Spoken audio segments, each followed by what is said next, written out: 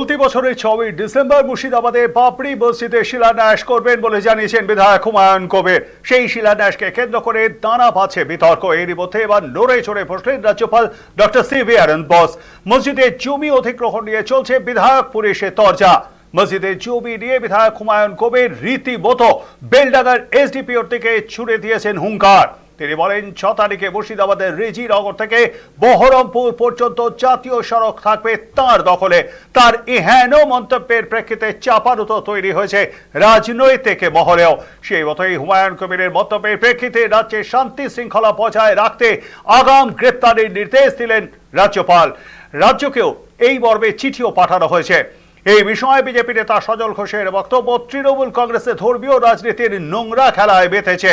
এর ফলাফল অত্যন্ত ভয়ানক।